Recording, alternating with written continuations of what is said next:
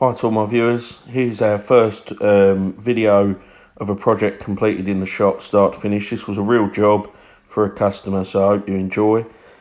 The part is off of a commercial dough mixer, it's a dough kneader if you like. So this is how it was delivered. The shaft was snapped in half. You can see there's been some heat involved. You can see the fracture there of the two parts, and this is actually solid stainless steel. It's probably a 400 series. That is the spiral which actually mixes the dough, and it will do 16 kilos of flour per mix, so it's a fair lump when it's got water mixed in it. And this is the shaft just tacked together before we ground it to do a full pen butt weld. That's not the scariest thing you've ever seen, is it? Customer wonders why their mixer shaft broke, snapped in half, when their bearings are rough as fuck. And this is the fit on the shaft.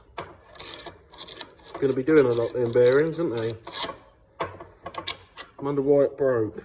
Look at the heat that's obviously got in it. The colour of it. It's ridiculous. This must be the upper bearing, so it's not too bad. Still, fit on the shaft.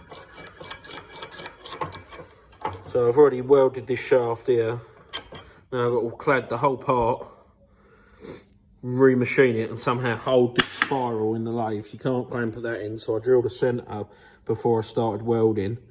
And now I'm going to, luckily this is tapped M10, so I'm going to put another spigot in there, or it's M8 I think.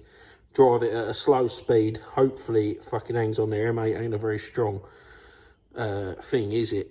And then I'm going to machine this all as one, 25mm. Luckily.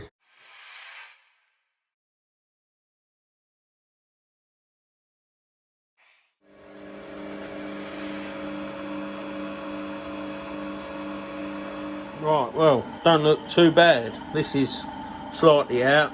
Really, I should use a fixed steady and drive it with a dog or something, or a 4-jaw chuck. I might stick the 4-jaw on and true this up. We know that end's true, so I drilled that before we done anything else, when we just had the little stub.